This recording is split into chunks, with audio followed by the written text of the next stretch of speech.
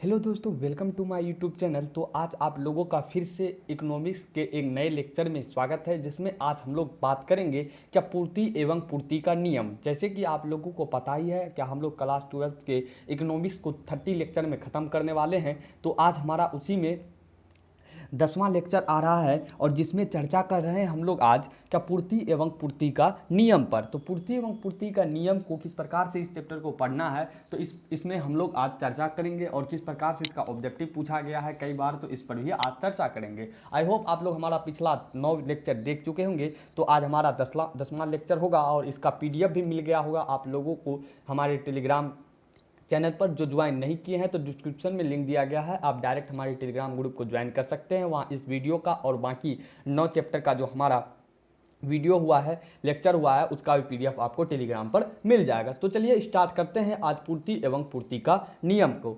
तो हर रोज के भांति हम लोग पहले जानेंगे क्या पूर्ति एवं पूर्ति का नियम में क्या पढ़ना है। आज जो है हम आपके PDF में इसे इंक्लूड नहीं किए हैं, आपको हम डायरेक्ट मौखिक बता देते हैं क्या पूर्ति एवं पूर्ति का नियम के अंतर्गत आज हम लोगों को क्या पढ़ना है। तो सबसे पहली बात हम लोगों को जानना है कि पूर्ति क्या होता है। ठीक है, सबसे पहली बात हम लोग आज जानेंगे, प्रथम बात जानेंगे क्या पूर्ति क्या होता है। ठीक है, उनके बाद जानेंगे पूर्ति और स्टॉक में क्या अंतर होता है। उनके बाद जानेंगे पूर्ति अनुसूची अथवा तालिका में क्या होता है। उनके बाद पूर्ति वक्र क्या होता है। उनके बाद वस्तु की पूर्ति के निर्धारक घटक और पूर्ति का नियम जानेंगे। पूर्ति नियम का अपवाद जानेंगे। पूर्ति की मात्रा में परिवर्तन एवं पूर्ति में परिवर्तन, इतना ही बात पर आज हम लोग चर्चा करेंगे। उससे बाद अंतिम में हम लोग ऑब्जेक्टिव पर चर्चा करेंगे। तो एक बार फिर से आपको हम याद दिला देते हैं क्या क्या पर चर्चा करेंगे। सर्वप्रथम हम लोग पूर्ति पर चर्चा करेंगे। सेकेंड बात पूर्ति व स्टॉक में अंतर पर चर्चा करेंगे। थर्ड बात पूर्ति अनुसूची अथवा तालिका पर चर्चा करेंगे। चौथा बात पूर्ति वक्र पर बात करेंगे। पांचवा बात पूर्ति फलन। छठा वस्तु की पूर्ति के निर्धारक घटक। सातवां पूर्ति का नियम। आठवां पूर्ति नियम का अपवाद। नौवां पूर्ति की मात्रा में परिवर्तन एवं पूर्ति में परिवर्तन, और अंतिम में हम लोग ऑब्जेक्टिव पर चर्चा करेंगे, जैसे आप लोगों को पता ही है। तो आज हम लोगों को 9 टॉपिक पढ़ना है। तो चलिए स्टार्टिंग करते हैं। सबसे पहला हमारा आता है पूर्ति एवं पूर्ति का नियम का चैप्टर में क्या पूर्ति क्या होता है। पूर्ति जो है ये क्या होता है, सिंपल सा भाषा में समझिए, क्या किसी वस्तु की पूर्ति से अभिप्राय वस्तु की उन मात्रा से है जिन्हें एक विक्रेता विभिन्न संभव कीमत पर एक निश्चित समय में बेचने के लिए तैयार रहता है। तो पूर्ति का समान अर्थ यह हुआ क्या कोई बेचने वाला व्यक्ति, जिसे हम लोग विक्रेता कहते हैं, वह किसी निश्चित समय में विभिन्न संभव कीमत पर वस्तु को जो बेचने के लिए तैयार रहता है, उसी को हम लोग पूर्ति कहते हैं। समझिए क्या, कोई विक्रेता है, ठीक है, अगर कोई विक्रेता है वह संभव कीमत यानी कि कितना भी कीमत हो उस पर वो वस्तु बेचेगा, यानी जिस पर संभव हो, लेकिन उसका निश्चित समय होगा, यानी जब वस्तु बेचेगा तो निश्चित समय होगा। लेकिन संभव कीमत यानी संभव कीमत जो भी हो सकता है, लेकिन निश्चित कीमत होगा। तो निश्चित कीमत रहेगा और विभिन्न संभव कीमत रहेगा। तो उस समय बेचने के लिए जो विक्रेता तैयार रहता है उसी को पूर्ति कहा जाता है। तो किसी वस्तु की परिप्रेक्ष्य में अगर आप पूर्ति को परिभाषित करेंगे तो आप लोग इस प्रकार से लिखेंगे, क्या किसी वस्तु की पूर्ति से अभिप्राय वस्तु की उन मात्रा से है जिन्हें एक विक्रेता, यानी कि वस्तु की पूर्ति से अभिप्राय क्या है, वस्तु का पूर्ति से अभिप्राय यह है कि जिन्हें एक विक्रेता विभिन्न संभव कीमत पर यानी विभिन्न प्रकार के कीमतों पर एक निश्चित समय में बेचने के लिए तैयार रहता है, उसी को हम लोग पूर्ति कहते हैं। सिंपल सी बात थी कि किसी वस्तु की पूर्ति से अभिप्राय वस्तु की उन मात्रा से है जिन्हें एक विक्रेता विभिन्न संभव कीमत पर एक निश्चित निर्धारित समय पर बेचने के लिए तैयार रहता है। आई होप आपको ये क्लियर हो गया होगा क्या पूर्ति क्या होता है। नेक्स्ट हम लोगों को जानना है क्या मांग की पूर्ति भी किसी निश्चित समय और अवधि से जुड़ा है। तो मांग की जो पूर्ति है तो आप लोग को पहले दिखा चुके हैं, बता चुके हैं क्या किसी निश्चित और समय अवधि से जुड़ा है, क्योंकि विभिन्न संभव कीमत पर एक निश्चित समय में बेचने के लिए विक्रेता पूर्ति में तैयार रहता है। तो इसलिए कह रहा है मांग की जो पूर्ति होती है वह किसी निश्चित समय और अवधि से जुड़ा है।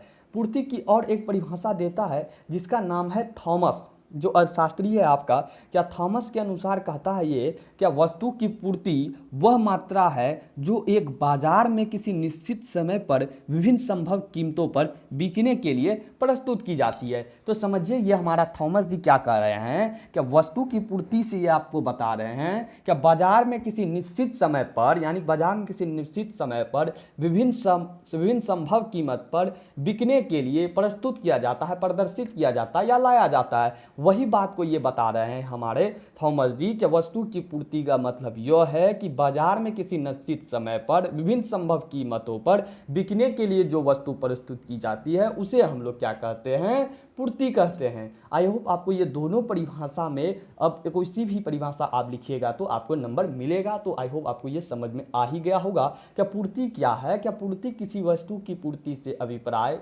वस्तु की उन मात्रा से है जिन्हें एक विक्रेता विभिन्न संभव कीमत पर एक निश्चित समय में बेचने के लिए तैयार रहता है। मानिए कि एक कोई विक्रेता है, उसके पास कोई वस्तु है, उसके पास मान के चलिए आलू नाम का किसी चीज़ का वस्तु है, तो विभिन्न संभव कीमत पर जो वस्तु बेचेगा, यानी किसी प्रकार का संभव कीमत होगा उस पर वह वस्तु बेचेगा, और वहाँ क्या होगा, एक निश्चित समय होगा, और निश्चित समय जब होगा इसी प्रकार की घटना को हम लोग क्या कह देंगे, पूर्ति कहेंगे। तो वही ना बताए आपको, किसी वस्तु का पूर्ति से अभिप्राय यह है कि उन मात्रा से जिन्हें एक विक्रेता विभिन्न संभव कीमत पर उसे बेचने के लिए तैयार रहता है निश्चित समय में।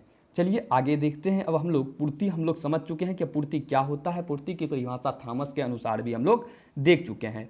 चलिए अब पूर्ति व स्टॉक में अंतर, तो आपको हम एक बात इसमें बताएं, क्या पूर्ति व स्टॉक में अंतर जो आप लोग लिखेंगे, हमारा तो यहाँ डायरेक्ट ऐसे लाइन ना लाइन दिया है, लेकिन आप क्या करेंगे, इस प्रकार से लिखेंगे, पूर्ति इस साइड में लिखेंगे, पूर्ति इस साइड में और स्टॉक इस साइड में लिखकर इसको हम आप सजा लेंगे। ठीक है, इस प्रकार से आप खुद बना लेंगे। तो पूर्ति और स्टॉक में आपको हम अंतर दिखा दे रहे हैं।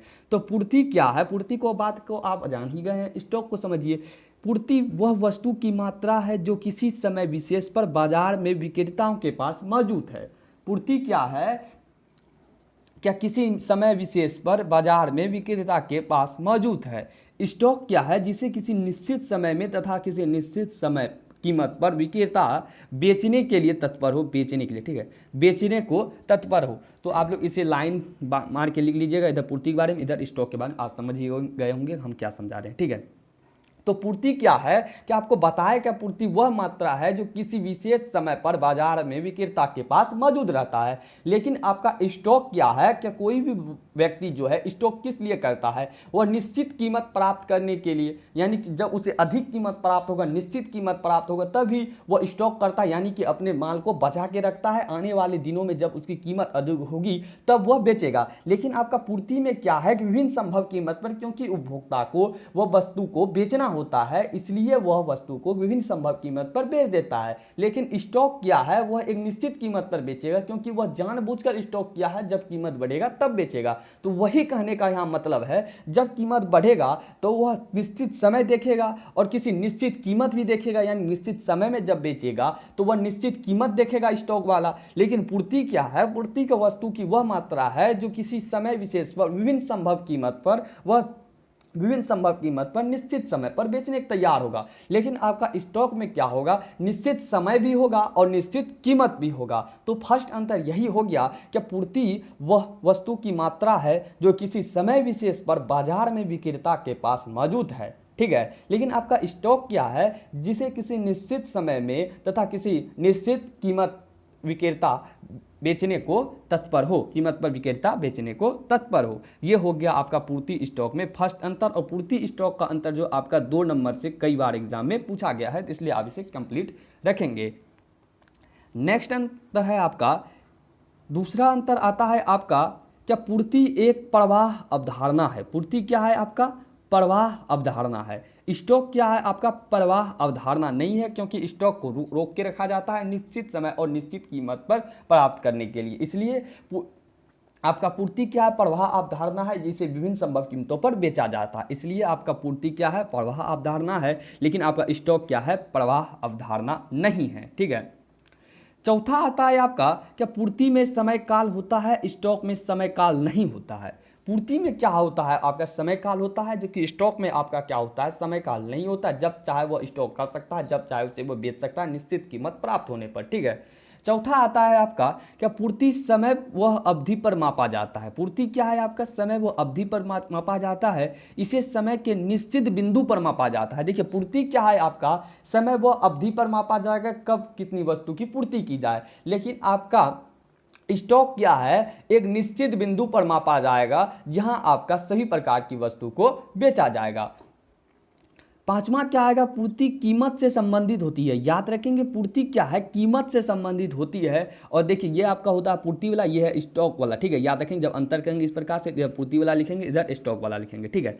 पांचवा अंतर देखिए क्या, पूर्ति कीमत से संबंधित होता है और स्टॉक आपका कीमत से संबंधित नहीं होता है। पूर्ति क्या होता है, कीमत से संबंधित होता है, जबकि स्टॉक क्या होता है, कीमत से संबंधित नहीं होता है। तो आप लोगों ने इस प्रकार से पूर्ति और स्टॉक में 5 अंतर को देखा। सबसे पहला अंतर क्या देखे आप लोग, क्या पूर्ति वह वस्तु की मात्रा है जो किसी समय विशेष पर बाजार में विक्रेता के पास मौजूद है। स्टॉक क्या था, क्या जिसे किसी निश्चित समय में तथा किसी निश्चित कीमत पर विक्रेता बेचने को तत्पर हो। दूसरा आप लोग जाने क्या, पूर्ति आपका एक प्रवाह अवधारणा है, स्टॉक आपका प्रवाह अवधारणा नहीं है। तीसरा बात क्या जाने आपका, क्या इसमें समय काल होता है, अर्थात पूर्ति में आपका समय काल होता है, स्टॉक में आपका समय काल नहीं होता है। चौथा बात क्या जाने, क्या इसे समय अवधि पर मापा जाता है, अर्थात पूर्ति को अवधि पर मापा जाता है, जबकि आपका स्टॉक को समय के एक निश्चित बिंदु पर मापा जाता है।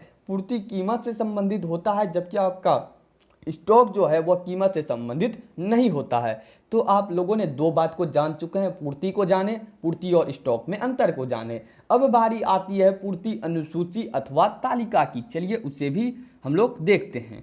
तो पूर्ति अनुसूची अथवा तालिका, याद रखेंगे सबसे पहली बात यहाँ जानना है आपको, अनुसूची पूछे या तालिका, क्या पूछे, अनुसूची या तालिका, ठीक है। दोनों आपका एक ही शब्द है, दोनों का मीनिंग एक ही होगा, इसलिए आपका पूर्ति अनुसूची के बाद हम अथवा में तालिका दे दिए, अर्थात पूर्ति अनुसूची या पूर्ति तालिका दोनों बात आपका एक ही होगा, ठीक है। जानिए कि पूर्ति अनुसूची अथवा तालिका क्या है। तो विभिन्न कीमत पर बाजार में वस्तु की बेचे जाने वाली मात्रा को यदि तालिका में व्यक्त कर दिया जाता है तो इसे पूर्ति तालिका या पूर्ति अनुसूची कहते हैं। सिंपल सी बात है, क्या विभिन्न कीमत पर बाजार में जो वस्तु बेची जाती है उसकी मात्रा को यदि तालिका में व्यक्त कर दिया जाता, तालिका किस प्रकार का होता है, इस प्रकार का होता है, इसी प्रकार का, तो इसी प्रकार का तालिका में जब इसे व्यक्त कर दिया जाता है तो इसी को पूर्ति तालिका या अनुसूची कहते हैं। सिंपल सा शब्द है, सिंपल सा पूर्ति अनुसूची अथवा तालिका की परिभाषा होगा, क्या विभिन्न कीमत तो पर बाजार में वस्तु की बेचे जाने वाली मात्रा को यदि तालिका में व्यक्त कर दिया जाए, सिंपल सी थी, इसे बताने कोई ज़रूरत ही नहीं है, कि विभिन्न कीमत पर बाजार में जो वस्तु बेची जाती है उसे तालिका में यदि व्यक्त कर लिया जाएगा तो इसी को पूर्ति तालिका या पूर्ति अनुसूची कहते हैं।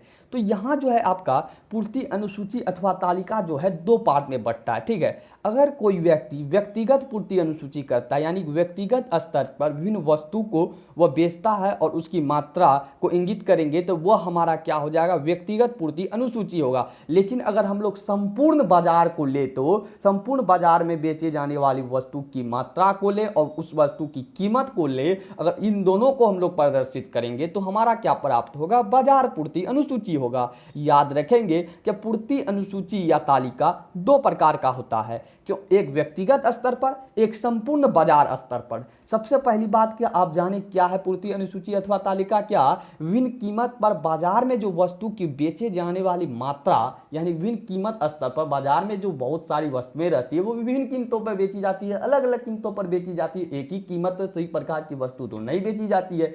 इसलिए इसका पूर्ति अनुसूची अथवा तालिका की परिभाषा है कि विभिन्न कीमत पर बाजार में बेचे जाने वाली वस्तु की मात्रा को यदि तालिका में व्यक्त कर लिया जाता है तो इसे पूर्ति तालिका या पूर्ति अनुसूची कहते हैं। पूर्ति अनुसूची या पूर्ति तालिका आपका 2 प्रकार का होता है, पहला व्यक्तिगत पूर्ति अनुसूची और दूसरा बाजार पूर्ति अनुसूची। चलिए दोनों को अच्छा से हम लोग अब पढ़ते हैं।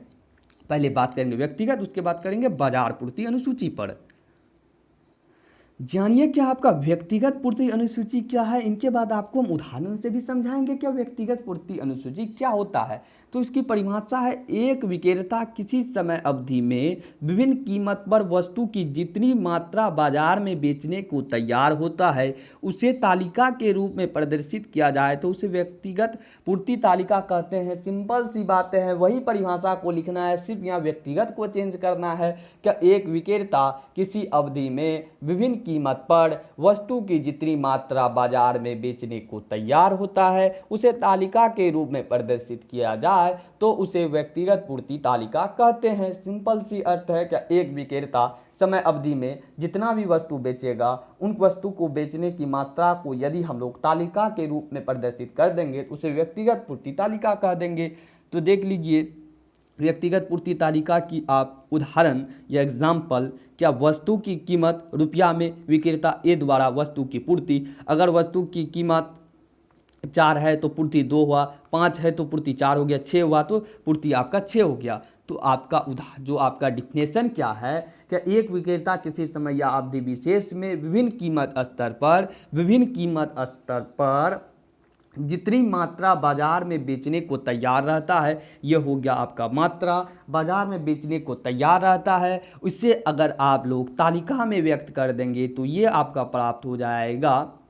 क्या प्राप्त हो जाएगा? व्यक्तिगत पूर्ति अनुसूची। अगर आपको पता है कि तालिका अगर प्राप्त होता है, अगर इसे आप लोग ग्राफ पर निरूपण कर देंगे इस प्रकार से, जो आप जानते हैं अगर किसी का तालिका प्राप्त किया जाता है उसे हम लोग ग्राफ के साथ निरूपण कर सकते हैं, तो वही आपका क्या हो जाएगा? पूर्ति वक्र हो जाएगा। लेकिन आपको हम इसके बाद समझाएंगे पूर्ति वक्र। तो सबसे पहले आप इसी को जान लीजिए कि व्यक्तिगत पूर्ति अनुसूची क्या हुआ।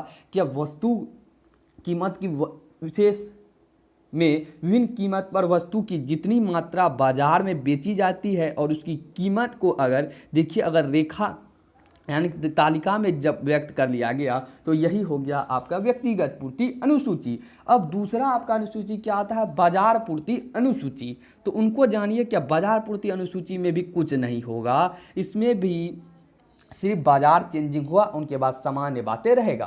तो बाजार के सभी फर्मों अथवा विक्रेता मिलकर विभिन्न कीमत पर, देखिए बाजार जब की बात करेंगे तो विभिन्न फर्म अथवा विक्रेता, सभी विक्रेता मिलकर विभिन्न कीमत पर बाजार में कुल कितनी मात्रा बेचने को तैयार है इसका निर्धारण तालिका में प्रदर्शित बाजार पूर्ति तालिका कहते हैं। सिंपल सा था आपका बाजार पूर्ति तालिका भी। क्या बाजार के सभी फर्म अथवा विक्रेता मिलकर विभिन्न कीमत पर बाजार में कुल कितनी मात्रा बेचने को तैयार है इसका निर्धारण करेंगे तो आपको क्या प्राप्त होगा? या बाजार पूर्ति अनुसूची। तो अब देखिए इसका उदाहरण, वस्तु की कीमत रुपया में और बाजार पूर्ति। देखिए आपका इसमें विक्रेता कितना होगा? बहुत सारा विक्रेता होगा, क्योंकि बाजार में वस्तु जो विक्रेता है तो ए में देखिए आपका 4, 2, 2, 5, 4, 3 विक्रेता, 6, 6, 5, ये हो गया आपका रुपया। यानी कि ये विक्रेता जो है आपका रुपया हो गया आपका इधर, और ये हो गया बाजार पूर्ति। बाजार पूर्ति अगर कुल बात करेंगे तो संपूर्ण विक्रेता को हम लोग जोड़कर ही बाजार पूर्ति प्राप्त होगा। अर्थात 2 + 2 देखिए 4 हो गया, 4 + 3 7 हो गया, 6 + 5 11। यानी कि संपूर्ण विक्रेता का जो रुपया था उसे बाजार पूर्ति ज्ञात करने के लिए आपको बाजार पूर्ति ज्ञात करने इन दोनों को जोड़ना होगा, और इससे आपको क्या प्राप्त हो जाएगा? बाजार पूर्ति अनुसूची। तो वही ना आपका परिभाषा था कि बाजार के सभी फर्म, तो आप यहाँ 2 ही ले गया, इससे ज़्यादा भी आप लोग ले सकते हैं लेकिन 2 ही पर्याप्त हो जाता है, तो 2 ही लेंगे। क्या ये ए बी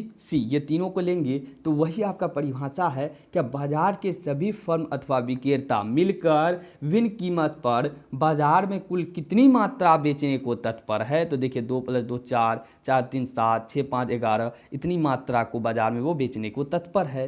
तो आप लोग इसका अर्थात आपका जो परिभाषा है उससे ये स्पष्ट होता है ये उदाहरण में, क्या विभिन्न कीमत पर बाजार में कुल कितनी मात्रा बेचने को तत्पर है इसका निर्धारण जब तालिका में व्यक्त कर लिया जाता है या प्रदर्शित कर दिया जाता है तो आपका क्या प्राप्त हो जाता है? बाजार पूर्ति अनुसूची प्राप्त हो जाता है। क्या होता है? बाजार पूर्ति अनुसूची प्राप्त हो जाता है। आप लोग इसे ध्यान में रखेंगे, ठीक है। तो इस प्रकार से आपका क्या हुआ? क्या पूर्ति अनुसूची अथवा पूर्ति तालिका को आप लोग अच्छी प्रकार से समझ गए और इसका दो भाग जो था इसे दोनों को अच्छी प्रकार से कंप्लीट कर चुके। तो पूर्ति अनुसूची अथवा तालिका के पूरा एकदम रिलेटिव ही आपका आएगा अब पूर्ति वक्र। तो पूर्ति अनुसूची में मेरे अंदाज से अब आप लोगों को किसी प्रकार की दिक्कत नहीं रही होगी और किसी प्रकार सवाल आए तो आप इसे बना सकते हैं, ठीक है। तो अब जानिए पूर्ति अनुसूची अथवा पूर्ति तालिका आप का के बाद पूर्ति वक्र। पूर्ति वक्र जो है आपका इसी से पूरी आपका मिलता जुलता होगा, ठीक है। जानिए पूर्ति वक्र, ठीक है। पूर्ति वक्र पूर्ति तालिका के आधार पर पूर्ति वक्र प्राप्त होता है। आपको हम बताए थे कि पूर्ति तालिका को जब प्राप्त कर लिया जाएगा तो इसे पूर्ति वक्र प्राप्त करने के लिए तो इससे आप लोग पूर्ति वक्र प्राप्त कर सकते हैं। तो वही आपका कह रहा है कि पूर्ति तालिका के आधार पर पूर्ति वक्र प्राप्त होता है। आपको एग्जाम्पल से समझाएंगे तो अच्छी प्रकार से क्लियर हो जाएगा, ठीक है। तो पूर्ति तालिका के आधार पर पूर्ति वक्र प्राप्त होता है। ग्राफ पेपर पर जब पूर्ति तालिका को देखिए, पूर्ति तालिका आप देख चुके हैं क्या है, पूर्ति तालिका आपका यही ना था, है ना, पूर्ति तालिका यही है।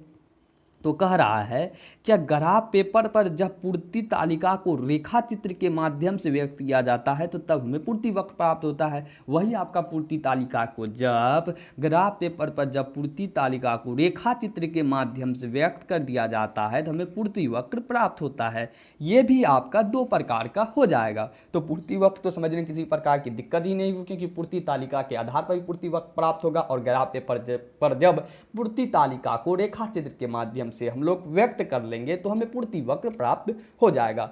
पूर्ति वक्र भी आपका दो प्रकार का होगा। जिस प्रकार से पूर्ति अनुसूची आपका दो प्रकार का था उसी प्रकार से पूर्ति वक्र भी आपका दो प्रकार का होगा। इसमें भी आपका व्यक्तिगत पूर्ति वक्र होगा और बाजार पूर्ति वक्र होगा। सबसे पहले बात जानिए व्यक्तिगत पूर्ति वक्र क्या है। क्या व्यक्तिगत पूर्ति तालिका को जब ग्राफ पेपर पर प्रदर्शित किया जाता है, सिंपल सी बातें आप लोग आसानी से समझ सकते हैं, तो व्यक्तिगत पूर्ति वक्र प्राप्त होता है। तो व्यक्तिगत पूर्ति वक्र प्राप्त करने के लिए सिंपल सा इसका परिभाषा है कि व्यक्तिगत पूर्ति तालिका को जब ग्राफ पेपर पर प्रदर्शित करें, क्योंकि आपका पूर्ति वक्र को जो तैयार होता है वह पूर्ति तालिका के आधार पर ही तैयार होता है। इसलिए जब व्यक्तिगत पूर्ति को जब ग्राफ पेपर पर हम लोग प्रदर्शित करेंगे तो हमें क्या प्राप्त होगा, व्यक्तिगत पूर्ति वक्र भी प्राप्त होगा। और बाजार पूर्ति तालिका को जब ग्राफ पेपर पर अंकित करेंगे तो हमें क्या प्राप्त होगा, बाजार पूर्ति वक्र प्राप्त होगा। सिंपल सी बातें हैं। तो पूर्ति वक्र आपका दो प्रकार का, व्यक्तिगत पूर्ति वक्र, बाजार पूर्ति वक्र। व्यक्तिगत पूर्ति वक्र व्यक्तिगत पूर्ति तालिका को जब ग्राफ पेपर पर प्रदर्शित करेंगे तो हमें व्यक्तिगत पूर्ति वक्र प्राप्त होता है। तो इस प्रकार से आप 2 4 6 यानी क्वांटिटी, इधर आपका हो गया कीमत, इधर 2 4 6 8 हो गया मात्रा और इधर हो गया आपका प्राइस। तो इस प्रकार से 2 ये हो गया 5 में, इधर 4 हो गया क्वांटिटी, 6 हो गया प्राइस, तो नीचे क्वांटिटी हो गया आपका 6 और इधर हो गया 7, यहाँ भी क्वांटिटी हो गया 7। तो इस प्रकार से ये आपका प्राप्त हो जाएगा। और ये हो गया सप्लाई। सप्लाई का अर्थ होता है आपका पूर्ति, ठीक है। सप्लाई का अर्थ क्या होता है, पूर्ति, SUPPLY, ठीक है। तो इसके शॉर्ट में पूर्ति को क्या बोलते हैं, S लिख देते हैं तो S चल जाता है। दो बात यहाँ ध्यान रखेंगे, नोट करके आप लोग याद रखेंगे कि व्यक्तिगत पूर्ति वक्र का ढाल क्या होता है, नीचे से ऊपर की ओर बढ़ता है। देखिए आपका नीचे से ऊपर की ओर बढ़ रहा है ना, और वस्तु की कीमत एवं उसका पूर्ति में धनात्मक संबंध होता है। वस्तु की कीमत और इसका पूर्ति में देखिए धनात्मक संबंध है, देखिए माइनस में नहीं जा रहा है। इसलिए आप याद रखेंगे यहाँ दो बात को कि व्यक्तिगत पूर्ति वक्र के अंतर्गत ढाल नीचे से ऊपर की ओर जाएगा और वस्तु की कीमत और उसका मात्रा के बीच में क्या होता है, धनात्मक संबंध होता है। क्या होता है, धनात्मक संबंध है। आई होप आपको ये व्यक्तिगत पूर्ति वक्र समझ में आ गया होगा। अब जानिए बाजार पूर्ति वक्र क्या होता है।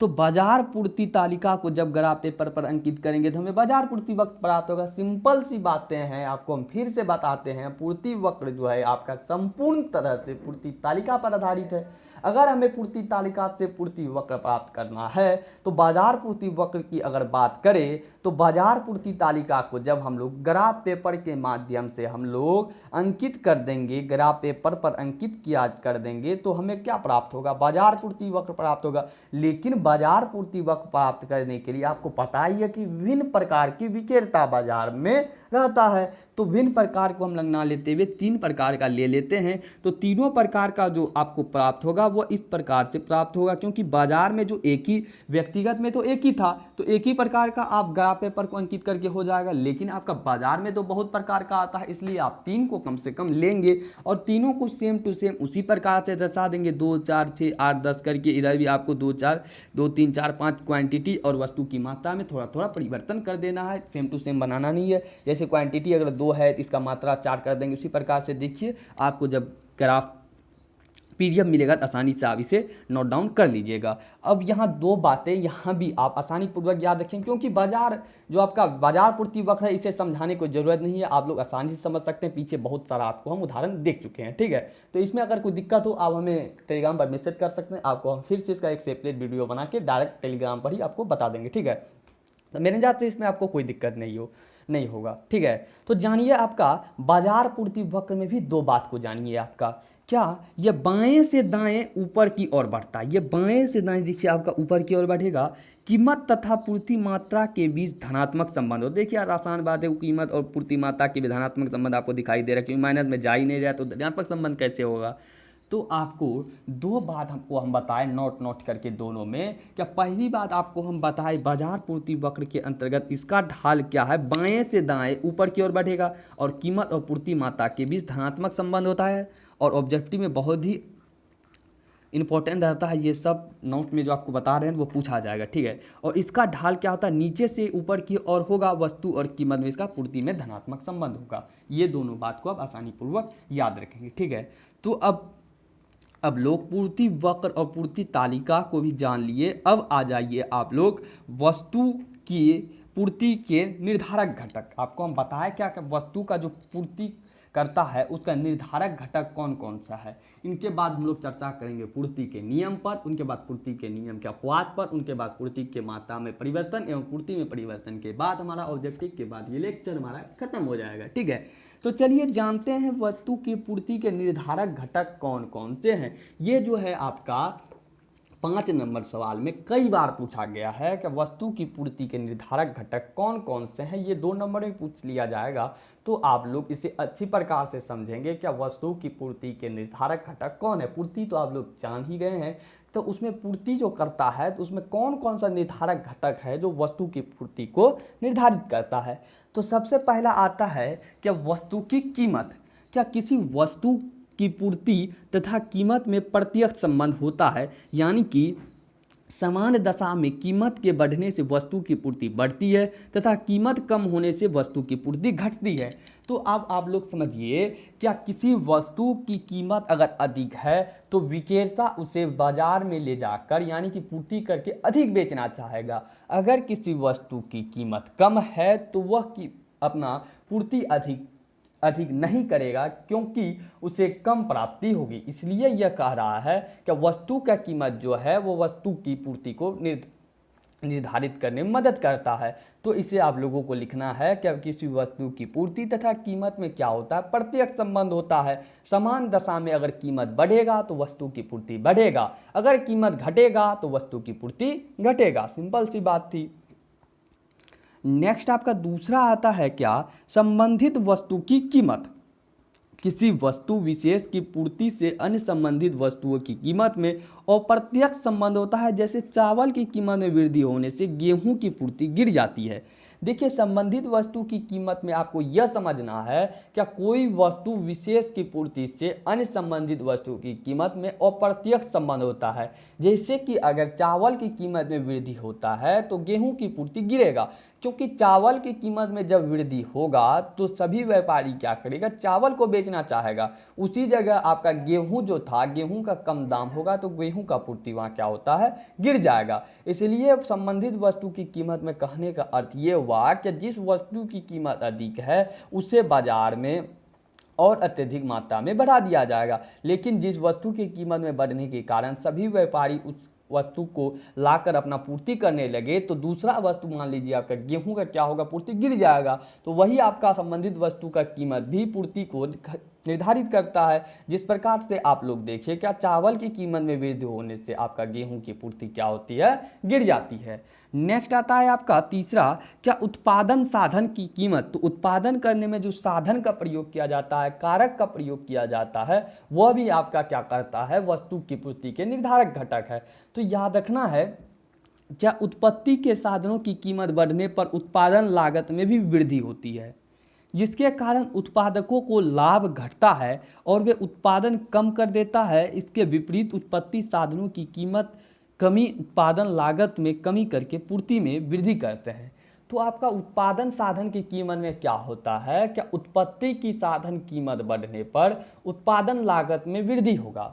अगर उत्पत्ति की साधन कीमत बढ़ेगा तो उत्पादन लागत में भी वृद्धि होगा, जिसके कारण क्या होगा, उत्पादक का लाभ घटेगा। अगर उत्पत्ति की साधन में वृद्धि होगा और उत्पादन लागत में वृद्धि होगा तो उत्पादक को ऑब्जेक्ट सी बात है, लाभ कम होगा और वे उत्पादन को कम करेगा, क्योंकि उसे क्या हो रहा है, अब लाभ कम हो रहा है और उत्पत्ति के साधनों में कीमत उसको अधिक लग रहा है लेकिन उन्हें लाभ कम हो रहा है। तो उत्पादक क्या करेगा, जो वस्तु की उत्पादक करता है, तो अगर उसे उत्पत्ति में अधिक रुपया लग रहा है लेकिन उसे लाभ जो होता है वह कम होता है, तो इस स्थिति में वह क्या करेगा, उत्पादन को कम करेगा। इसके विपरीत उत्पत्ति साधनों की कीमत कमी, तो इसके जब यह उत्पादक में कमी करेगा तो उसे उत्पत्ति साधनों को बेचने के लिए कमी करना होगा और उत्पादन लागत में कमी करके पूर्ति में वृद्धि करना होगा। यानी कि पूर्ति में जब वृद्धि करना होगा तो फिर से उत्पत्ति साधनों की कीमत में कमी करना होगा और उत्पादन लागत में कमी करना होगा, तब पूर्ति में वृद्धि होगा। इसलिए याद रखेंगे, उत्पादन साधन की कीमत जो भी है आपका, वह भी आपका पूर्ति का निर्धारक घटक है।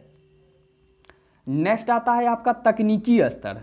तकनीकी स्तर में आपको समझना है कि तकनीकी स्तर में परिवर्तन से नवीन कम लागत वाली उत्पादन तकनीकों का आविष्कार होता है, जिससे उत्पादन लागत में कमी तथा वस्तु की पूर्ति में वृद्धि होती है। तो तकनीकी स्तर क्या कह रहा है आपका, तकनीकी स्तर में अगर परिवर्तन होगा, नवीन अर्थात नया कम लागत वाली तकनीक का आविष्कार होगा, जिससे उत्पादन लागत में कमी होगा। यानी कि जब नवीन और नया कम लागत वाली उत्पादन तकनीक का आविष्कार होगा, तो कम लागत जब उत्पादन होगा तो उत्पादन लागत में भी कमी होगा, क्योंकि लागत में ही जब कमी आ रही है, यानी कि तकनीकी स्तर में परिवर्तन से नवीन कम लागत वाली उत्पादन तकनीक आविष्कार होता है तो उत्पादन लागत में कमी आता है। तो वस्तु की पूर्ति में, यानी जब उत्पादन लागत में कमी आ रहा है तो उत्पादक क्या करेगा, वस्तु की अधिक से अधिक मात्रा में पूर्ति करेगा। तो वही आपका तकनीकी स्तर बता रहा है कि उत्पादन लागत में कमी होने से वस्तु की पूर्ति में क्या होती है, वृद्धि हो जाती है। नेक्स्ट आपका आता है पांचवा, क्या फर्मों की संख्या। फर्म जो है उनकी संख्या भी आपका जो है वस्तु की पूर्ति के निर्धारक घटक है। तो किस प्रकार से, उसे समझिए। किसी वस्तु की बाजार पूर्ति फर्मों की संख्या पर निर्भर करता है और फर्मों की संख्या अधिक होने पर पूर्ति अधिक, इसके विपरीत फर्मों की संख्या कम होने पर पूर्ति कम। समझिए, क्या अगर बाजार में फर्म अधिक है, ठीक है, तो बाजार में अगर फर्म अधिक होगा तो पूर्ति अधिक की जाएगी, यानी कि वस्तु की जो मात्रा होगी, वस्तु कीमत भी होगी, उसे बेचने के लिए क्या होगी, वस्तु की पूर्ति क्या हो जाएगी, अधिक होगी। अगर ठीक इसके विपरीत फर्म की संख्या कम होगी तो क्या होगा, तो पूर्ति जो है आपका कम होगा। सिंपल सी बात है, फर्म की संख्या में आपको लिखना है क्या, किसी वस्तु की बाजार पूर्ति फर्म की संख्या पर निर्भर करती है। अर्थात फर्म की संख्या अगर अधिक होगा तो पूर्ति अधिक होगा, इसके विपरीत फर्म की संख्या कम होगा तो पूर्ति कम होगा, क्योंकि सिंपल सी बात है, अगर फर्म अधिक होगा तो वो वस्तु का अधिक उत्पादन करेगा तो पूर्ति अधिक होगा। इसके विपरीत जब फर्म की संख्या कम होगा तो कम वस्तु का उत्पादन करेगा और पूर्ति भी क्या होगा, आपका कम होगा। नेक्स्ट आपका है छठा आपको देखना है, अगर 5 नंबर में पूछा जाए तो आप 5 ऊपर का जो लिख सकते हैं और 5 का 5 आपको नंबर मिल सकता है, लेकिन आपको हम 6-7 बता देते हैं ताकि आप लोगों को अच्छी प्रकार से कम 5 को लिख सके, ठीक है। तो अब समझिए फर्म का उद्देश्य क्या होता है। यदि फर्म का उद्देश्य लाभ कमाना, लाभ अधिकतम करना है तो केवल अधिक कीमत पर ही अधिक पूर्ति की जाएगी। इसके विपरीत यदि फर्म का उद्देश्य बिक्री या उत्पादन या रोजगार को अधिकतम करना है तो वर्तमान कीमत पर अधिक पूर्ति की जाए। देखिए, फर्म का उद्देश्य भी वस्तु पूर्ति का निर्धारक घटक है। यदि फर्म का उद्देश्य अगर हो जाए कि अधिकतम लाभ कमाना है तो वह केवल अधिक कीमत स्तर पर ही पूर्ति करेगा। अगर इसके विपरीत अगर फर्म अगर चाहेगा, यदि अगर उसका उद्देश्य रहेगा कि बिक्री या उत्पादन या रोजगार को अधिकतम करना है तो वर्तमान कीमत पर भी वह अधिक पूर्ति करेगा। सिंपल सी बात है, फर्म का उद्देश्य पर ही निर्भर करता है कि पूर्ति का निर्धारक घटक किस प्रकार से होगा। यदि फर्म चाहेगा कि हमें अधिक लाभ कमाना है तो वह अधिक कीमत जब होगा तभी अधिक पूर्ति करेगा। लेकिन अगर वह चाहेगा कि बिक्री या उत्पादन या रोजगार अधिकतम करना चाहेगा तो वर्तमान कीमत पर वह अधिक पूर्ति कर सकता है। तो इस प्रकार से फर्म का उद्देश्य भी वस्तु की पूर्ति का निर्धारक घटक है। नेक्स्ट आपका आ जाता है अंतिम सरकारी नीति। क्या आता है? सरकारी नीति। समझिए सरकारी नीति क्या होता है। तो सरकारी नीति सरकार का कर तथा अनुदान संबंधी नीतियां भी वस्तु की बाजार पूर्ति पर प्रभाव डालता है। अप्रत्यक्ष कर में वृद्धि होने से फलस्वरूप समानता पूर्ति कम हो जाती है, अनुदान से पूर्ति अधिक हो जाती है। तो सरकारी नीति में आपको क्या समझना है, सरकार का कर तथा अनुदान जो होता है वह दोनों संबंधी नीतियां भी है वस्तु की बाजार पूर्ति पर प्रभाव डालता है। तो किस प्रकार से डालता है उसको समझिए। अगर सरकार का अप्रत्यक्ष कर में वृद्धि करेगा तो फलस्वरूप समानता पूर्ति कम हो जाएगा, क्योंकि अगर प्रत्यक्ष उसका कर में वृद्धि हो रहा है तो वह अधिक वस्तु उत्पादन नहीं करेगा। अगर उसी जगह सरकार के द्वारा फर्म को अनुदान दिया जाएगा, यानी कि उसे सब्सिडी दिया जाएगा, तो वह पूर्ति अधिक करेगा। तो इस प्रकार से आप देख रहे हैं सरकारी नीति जो है अनुदान तथा कर से संबंधित दोनों जो है वस्तु की पूर्ति का निर्धारक घटक है। जब सरकार क्या कर रहा है, अप्रत्यक्ष कर में वृद्धि करेगा तो फलस्वरूप समानता पूर्ति कम होती रही है। लेकिन अनुदान या सब्सिडी जब आपका सरकारी नीति के तहत आपको फर्म को दिया जाएगा तो पूर्ति अधिक होगा, क्योंकि उससे फर्म को लाभ हो रहा है। लेकिन आपका अप्रत्यक्ष कर में वृद्धि करेगा तो उसे सरकार को कर अधिक देना पड़ रहा है, तो इसके अनुसार पूर्ति कम हो जाएगी। तो इस प्रकार से आप लोगों ने 7 पूर्ति के निर्धारक घटक को देख चुके हैं।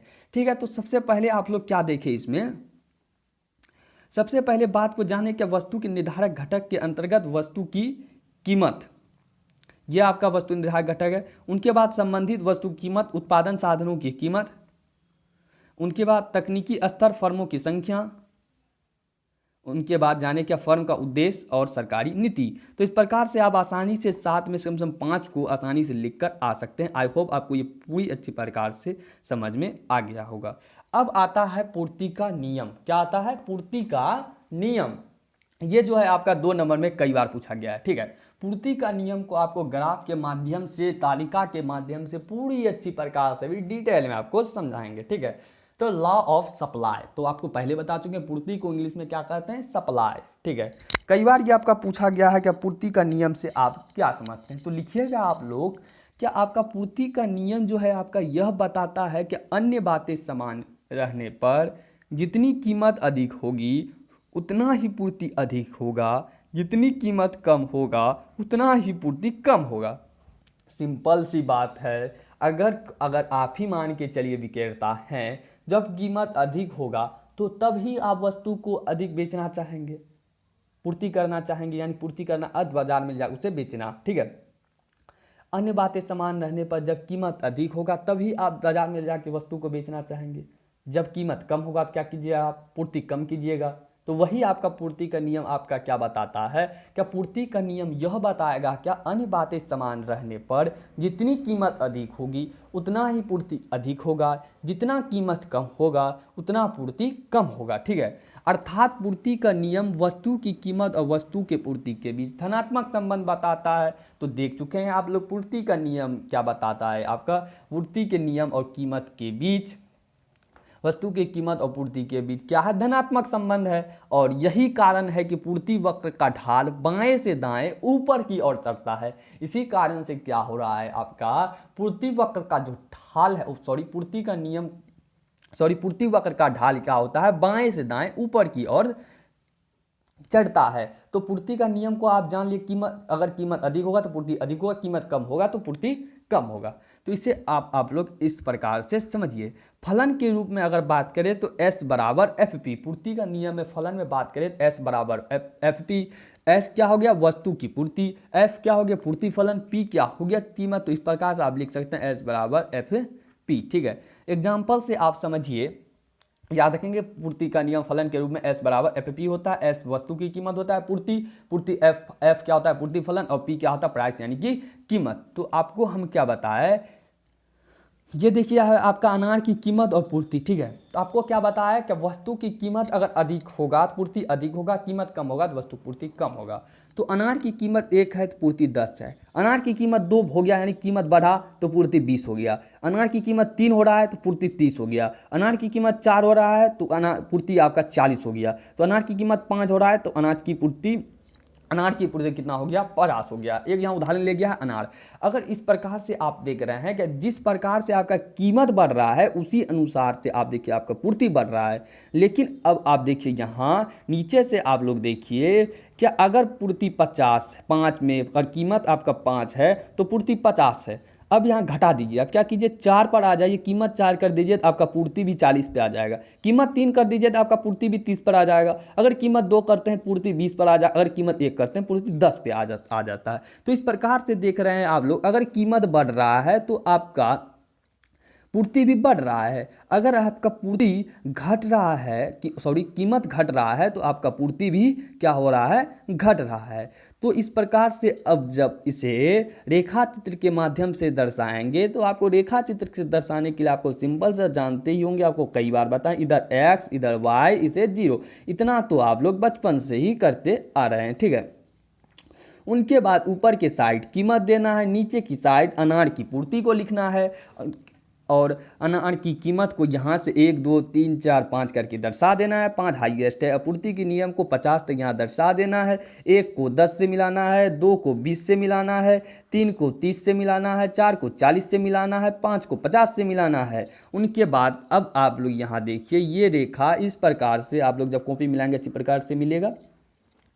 तो अब रेखा इस प्रकार से मिल रहा है। तो अब आप लोगों को ये कंप्लीट हो गया कि पूर्ति का नियम वस्तु की कीमत और उसके पूर्ति के बीच धनात्मक संबंध बताएगा। यही कारण है कि पूर्ति वक्र ढाल जो है बाएं से दाएं, देखिए आप बाएं से दाएं ऊपर की ओर चल रहा है, आप आसानी से देख सकते हैं, और बाएं से दाएं ऊपर की ओर चल रहा है। ये बात याद रखेंगे, पूर्ति के नियम के अंतर्गत पूर्ति ढाल जो है आपका बाएं से दाएं ऊपर की ओर चढ़ता है। ऑब्जेक्टिव में कई बार इसे पूछा गया है, ठीक है, बाएं से दाएं ऊपर की ओर चढ़ता है। आई होप आपको ये पूरी अच्छी प्रकार से क्लियर हो गया होगा कि पूर्ति का नियम क्या होता है। पूर्ति का नियम एक बार आपको हम परिभाषा फिर से बताते हैं, ग्राफ तो आप लोग समझ ही गए, जब आपको पीडीएफ मिले आसानी से बना सकते हैं। तो पूर्ति का नियम आपको यह बताएगा कि अन्य बात जब समान रहेगा तो कीमत अधिक होगा तो उतनी ही पूर्ति अधिक होगा, जितनी कीमत कम होगा उतना ही पूर्ति कम होगा। और पूर्ति के नियम वस्तु की कीमत उसकी पूर्ति के भी धनात्मक संबंध बताएगा। यही कारण है कि पूर्ति वक्र का ढाल बाएं से दाएं ऊपर की ओर बढ़ता है, ठीक है। चलिए अब नेक्स्ट हम लोग देखते हैं। नेक्स्ट आता है पूर्ति नियम की मान्यता। इसको भी आप लोग जान लीजिए क्या पूर्ति नियम की मान्यताएं क्या क्या है। देखिए पूर्ति नियम की मान्यता क्या है, बाजार में क्रेता विक्रेता के आय स्तर में कोई परिवर्तन नहीं होना चाहिए। पूर्ति की मान्यता के अंतर्गत सबसे पहला मान्यता क्या आता है, बाजार में क्रेता विक्रेता यानी कि खरीदने और बेचने वाला के आय स्तर में कोई परिवर्तन नहीं होना चाहिए। स्थानापन्न की कीमत में कोई परिवर्तन नहीं होना चाहिए, स्थानापन्न जो कीमत हो है उसमें कोई परिवर्तन नहीं होना चाहिए। उत्पत्ति की साधन में की कीमत स्थिर रहती है। तकनीकी ज्ञान का स्तर स्थिर रहता है। 5वां सरकारी नीति में कोई परिवर्तन नहीं होना चाहिए। क्रेता तथा विक्रेता की रुचि आदत फैशन आदि में परिवर्तन नहीं होना चाहिए।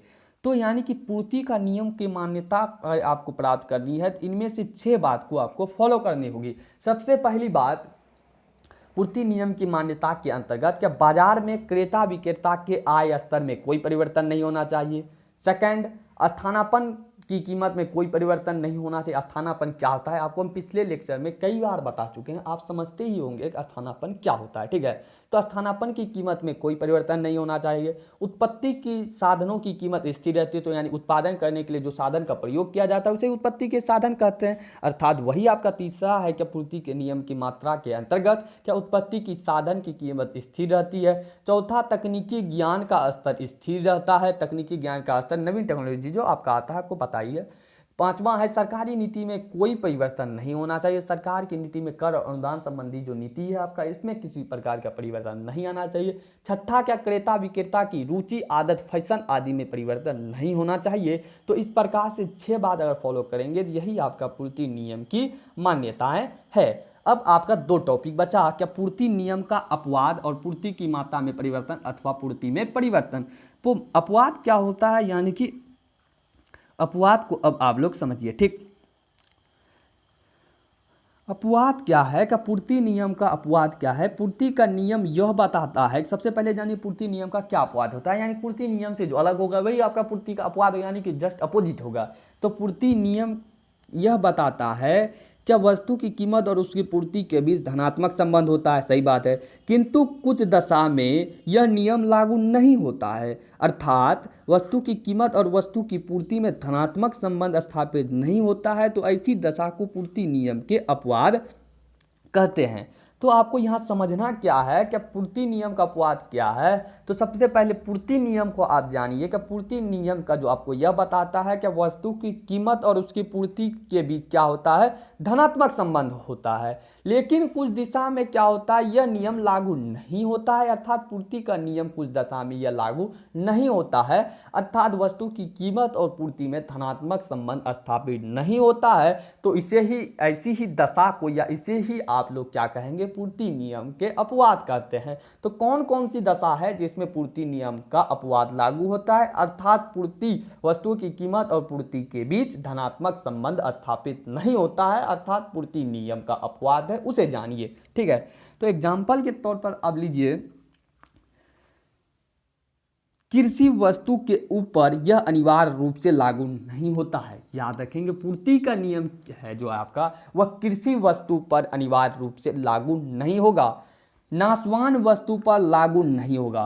पूर्ति का नियम आपका नाशवान वस्तु पर, जो नष्ट होने वाला वस्तु है उस पर लागू नहीं होगा। चौथा आपका सामाजिक प्रतिष्ठा वाले वस्तु पर लागू नहीं होगा, अर्थात पूर्ति नियम का अपवाद 3 प्रकार के नियम, 3 प्रकार के अंतर्गत लागू नहीं होगा, 3 प्रकार की दशा में लागू नहीं होगा। पहला कि कृषि वस्तु और यह अनिवार्य रूप से लागू नहीं होगा। दूसरा, नाशवान वस्तु पर अनिवार्य रूप से लागू नहीं होगा। तीसरा, सामाजिक प्रतिष्ठा वाला वस्तु पर लागू नहीं होगा। आई होप आप लोग पूर्ति का नियम का अपवाद को ये समझे। क्या पूर्ति का नियम आपको यह बताता है कि सबसे पहले पूर्ति का नियम का ही अपोजिट है, अर्थात पूर्ति का नियम क्या आपको बताता है कि वस्तु की कीमत और उसकी पूर्ति के बीच धनात्मक संबंध होता है, लेकिन पूर्ति का नियम का अपवाद क्या कहता है, यह संबंध कुछ नहीं होता है, वस्तु की पूर्ति और वस्तु की मात्रा में यह संबंध स्थापित नहीं करता है, और ऐसी ही दशा को हम लोग क्या कह देते हैं, पूर्ति का नियम के अपवाद कह देते हैं। और इसके अंतर्गत आप लोग 3 दशा देखें, कृषि की वस्तु पर, नाशवान वस्तु पर, सामाजिक प्रतिष्ठा वाले वस्तु पर। तो इस प्रकार से अब हम लोगों का एक टॉपिक बचा, क्या पूर्ति की मात्रा में परिवर्तन एवं पूर्ति में परिवर्तन। चलिए इसे जल्दी से देखते हैं, इनके बाद ऑब्जेक्टिव को देखेंगे, ठीक है। तो चलिए देखते हैं पूर्ति की मात्रा में परिवर्तन, पूर्ति की मात्रा में परिवर्तन एवं पूर्ति में परिवर्तन। पूर्ति की मात्रा में परिवर्तन या कीमत परिवर्तन के कारण पूर्ति वक्र पर संचलन। देखिए, पूर्ति की मात्रा में परिवर्तन या कीमत में परिवर्तन के कारण पूर्ति वक्र पर संचलन। याद रखेंगे आपका ये दोनों बातें एक ही है, कि पूर्ति की मात्रा में परिवर्तन या कीमत परिवर्तन के कारण पूर्ति वक्र पर संचलन। तो आपको हम एक ही वर्ड लेते हैं, पूर्ति की मात्रा में परिवर्तन, ठीक है। तो ये आप लोग अच्छी प्रकार से समझेंगे, ठीक है। तो एक ही लेते हैं, आप दोनों उतार देंगे और समझ भी लेंगे, या तो आप इसे लिख पढ़ सकते हैं इसे, या दोनों में से कोई एक देगा, आपको आंसर वही लिखना है, ठीक है। तो याद रखेंगे पूर्ति की मात्रा में परिवर्तन 2 प्रकार से होता है, पूर्ति का विस्तार या पूर्ति का संकुचन। क्या होता है पूर्ति की मात्रा में परिवर्तन से, क्या होता है पूर्ति का विस्तार या पूर्ति का संकुचन, या कीमत में परिवर्तन के कारण क्या होता है पूर्ति का विस्तार या पूर्ति का संकुचन। आप इसे समझ ही गए होंगे क्या होता है कि पूर्ति की मात्रा में परिवर्तन होने से पूर्ति का विस्तार या संकुचन, या कीमत परिवर्तन के कारण पूर्ति वक्र पर संकलन के कारण क्या होता है पूर्ति का विस्तार या पूर्ति का संकुचन, ठीक है। आपको हम फिर से बताएं, ये दोनों बात एक ही है, तो दोनों का आंसर, दोनों का जो भाग होगा वो भी एक ही होगा, ठीक है। तो समझिए आपका क्या, अन्य बातें जब समान रहने पर कीमत में परिवर्तन होने पर पूर्ति में परिवर्तन होता है। अन्य बात समान जब रहेगा, कीमत में जब परिवर्तन होगा तो पूर्ति में परिवर्तन होगा, क्योंकि आपको हम बताए हैं कि जब कीमत अधिक होगा तो पूर्ति अधिक होगी, जब कीमत कम होगा तो पूर्ति कम होगी। ऑब्जेक्ट सी बात है, जब अन्य बातें समान रहेगा, कीमत में परिवर्तन होगा तो पूर्ति में परिवर्तन होगा ही। यह परिवर्तन पूर्ति के नियम के अनुरूप होता है। यह जो परिवर्तन होता है वो आपका पूर्ति के नियम के अनुरूप होता है। पूर्ति का नियम आप लोग अभी जस्ट ही पढ़े हैं। जैसे कीमत में कम होने पर पूर्ति में कमी तथा कीमत बढ़ने पर पूर्ति में वृद्धि। पूर्ति में इन परिवर्तन के कारण पूर्ति विस्तार। जब कीमत आपका अधिक होगा तो पूर्ति क्या होगा, पूर्ति में विस्तार होगा। जब आपका कीमत कम होगा तो पूर्ति में वृद्धि भी कम होगी। तो विस्तार जब होगा तो वह आपका अधिक होगा, और जब पूर्ति जब कमी होगा तो वह संकुचन होगा। इसे ही क्या कहते हैं, पूर्ति वक्र पर संचलन कहते हैं। तो अब आप लोग ये समझ गए कि पूर्ति की मात्रा में परिवर्तन से वस्तु पूर्ति का विस्तार क्या होता है, पूर्ति का संकुचन क्या होता है। ये तीनों बात को अब आप लोग इसी के माध्यम से, इतना के अंतर्गत ही आप लोग समझ गए कि अन्य बातें जब समान रहेगा तो कीमत, अन्य बातें जब आपका समान रहेगा, चलिए आपको हम फिर से दिखाते हैं। ठीक, अन्य बातें समान रहने पर कीमत में परिवर्तन होने से पूर्ति में परिवर्तन होते रहते हैं। सॉरी, हम लोग शायद यहाँ थे, ठीक है, हाँ यहीं थे, ठीक। तो अन्य बातें समान रहने पर कीमत में परिवर्तन होने से पूर्ति में परिवर्तन होगा, और यह परिवर्तन पूर्ति के नियम के अनुरूप होता है। जैसे कीमत के कम होने पर पूर्ति में अधिक परिवर्तन होता है, जो हो गया आपका पूर्ति का विस्तार। जब कीमत में कम परिवर्तन होगा तो पूर्ति भी कम होगा, ये हो जाएगा आपका पूर्ति का संकुचन। तो अब आप लोग ये समझ गए क्या पूर्ति की मात्रा और पूर्ति का विस्तार संकुचन क्या होता है। अब आप लोग समझेंगे पूर्ति में परिवर्तन और पूर्ति वक्र पर खिसकाव। पूर्ति में परिवर्तन से क्या होता है, पूर्ति वक्र पर खिसकाव। तो यह भी आपका दो प्रकार का, पूर्ति में वृद्धि या पूर्ति में कमी। तो इसको भी आप लोग जानिए, क्या कीमत के अतिरिक्त अन्य कारक में, उसमें क्या था, अन्य बात समान रहेगा, कीमत में परिवर्तन होने पर पूर्ति में परिवर्तन होता है। इसमें क्या होता है, कीमत के अतिरिक्त परिवर्तन होगा, अन्य कारक जैसे कि तत्व, जैसे तकनीकी सुधार, यातायात के साधन का विकास, आय में वृद्धि आदि में परिवर्तन होने से या होता है। तो इस प्रकार के परिवर्तन को पूर्ति में वृद्धि या पूर्ति में कमी अथवा पूर्ति वक्र पर खिसकाव कहते हैं।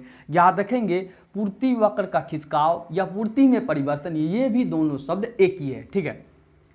तो इस स्थिति में नया पूर्ति वक्र प्रारंभिक पूर्ति वक्र के बाईं ओर या दाईं ओर नीचे खिसक जाती है।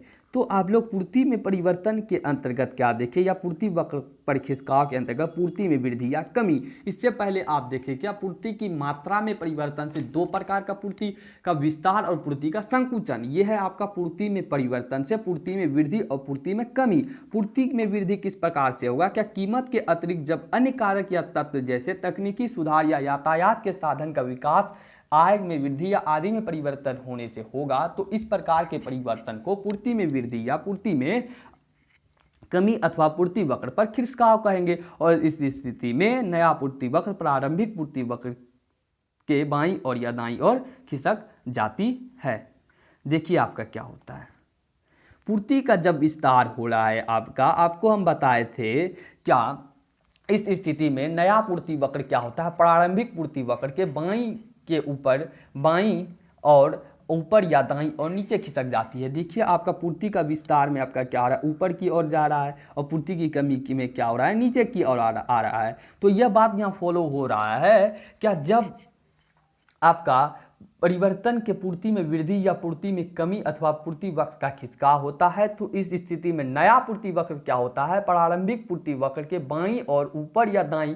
देखिए नया पूर्ति वक्र क्या होता है, ऊपर या दाईं, या पुराने पूर्ति विस्तार हो रहा है, और नया पूर्ति वक्र को जो प्राप्त होगा वो आपका क्या, बाईं और दाईं और नीचे खिसक रहा है। तो आप लोग ये बात को आसानी पूर्वक इस ग्राफ के माध्यम से देख सकते हैं। तो अब आई होप आप लोगों की ये पूरी वीडियो समझ में आ गई होगी। क्या पूर्ति एवं पूर्ति के नियम के अंतर्गत आप लोग पूरी वीडियो में किसी भी प्रकार की दिक्कत रहे तो आप हमें टेलीग्राम पर मैसेज कर सकते हैं, आपको हम पूरा वहाँ सोल्यूशन दे देंगे। अगर आप लोग हमारे चैनल पर नए हैं तो चैनल को जरूर सब्सक्राइब कीजिएगा, और पूरी वीडियो इकोनॉमिक्स पढ़ने के लिए आप लोग फ्री कॉस्ट में तो चैनल सब्सक्राइब करो, बेल आइकन को प्रेस कर उसे ऑल पर सेट कर ले, ताकि जब भी हमारी इकोनॉमिक्स से संबंधित वीडियो आए तो आपको मिलते रहे, ठीक है। तो चलिए चर्चा करते हैं। अब हमारी आती है ऑब्जेक्टिव की बारी। तो अब ऑब्जेक्टिव बताइए, जब आप लोग इतना पढ़े तो ऑब्जेक्टिव भी बता ही दीजिए। सिंपल सिंपल सा ऑब्जेक्टिव है। सबसे पहला आता है पूर्ति निम्नलिखित में से किससे जुड़ी होती है। पूर्ति जो है निम्नलिखित में से किससे जुड़ा होगा, किसी समय की अवधि से, कीमत से, दोनों से, इनमें से कोई नहीं। तो आपको हम बताए थे पूर्ति क्या होता है, किसी समय की अवधि भी होती है और कीमत भी होती है, अर्थात दोनों से आपका पूर्ति क्या होता है, जुड़ा हुआ रहता है। नेक्स्ट आता है वस्तु के पूर्ति के निर्धारक घटक कौन से हैं। वस्तु के पूर्ति के निर्धारक घटक कौन से हैं। वस्तु के पूर्ति के निर्धारक घटक को जानिए कौन से हैं। वस्तु की कीमत या संबंधित वस्तु की कीमत या उत्पादन साधन की कीमत या उपयुक्त सभी। तो आपको हम बताए थे, अभी तुरंत बताए 5 नंबर वाले सवाल में कि वस्तु की पूर्ति या पूर्ति होगा, ठीक है। पूर्ति निर्धारक घटक के अंदर वस्तु की कीमत भी था, संबंधित वस्तु कीमत था, उत्पादन साधन की कीमत भी था। तो इनमें से सभी इसका करेक्ट आंसर होगा। नेक्स्ट आता है निम्नलिखित में कौन सा कथन सही है। वस्तु की कीमत और उसकी पूर्ति के बीच सीधा संबंध होता है। पूर्ति वक्र बाएं से दाएं ऊपर की ओर उठता है। पूर्ति को अनेक तत्व प्रभावित करता है, या इनमें से सभी। तो आपको हम अभी तुरंत ही बताए हैं कि निम्नलिखित में से कौन सा कथन सही होगा। आपको हम तुरंत ही बताएं क्या कौन सा कथन सही होगा। क्या वस्तु की कीमत और उसकी पूर्ति में आप लोग देखें क्या सीधा संबंध होता है। जब कीमत बढ़ता है तो आपका पूर्ति भी क्या होता है, अधिक होता है। और पूर्ति वक्र बाएं से दाएं की भी ओर आता है। और पूर्ति को अनेक तत्व भी प्रभावित करता है। तो इसका करेक्ट आंसर क्या हो जाएगा, इनमें से सभी आपका निम्नलिखित में से कथन सही है। चौथा आता है क्या पूर्ति में कमी के निम्नलिखित में से कौन से कारण है। पूर्ति में जो कमी होता है उनका कौन सा कारण है जो पूर्ति में कमी होता है, ठीक है। तो बताइए इसका करेक्ट आंसर क्या होगा। उत्पादन लागत में वृद्धि होने से पूर्ति में कमी आएगा, या स्थानापन्न वस्तु की कीमत में वृद्धि से, या उद्योग की फर्म की संख्या में कमी से, या उपयुक्त सभी। तो याद रखेंगे इनमें से जो है उपयुक्त सभी के होने पर पूर्ति की कमी का कारण है। पांचवा आता है वस्तु की उस मात्रा को क्या कहते हैं जिसे विक्रेता निश्चित समय बाजार तथा कीमत पर बेचने के तैयार हो। सिंपल सी बात आपको हम तुरंत परिभाषा की तरह बताएं, पूर्ति होता है क्या उस वस्तु मात्रा को कहते हैं जिसे विक्रेता निश्चित कीमत या निश्चित समय बाजार कीमत पर बेचने के लिए तैयार हो। इसका तो उदाहरण देने की बात ही नहीं थी। नेक्स्ट आता है पूर्ति अपने लिए मांग स्वयं उत्पन्न कर लेती है, यह कथन है। तो इनमें से कौन कहा था क्या पूर्ति जो है अपने मांग को स्वयं उत्पन्न कर लेता है।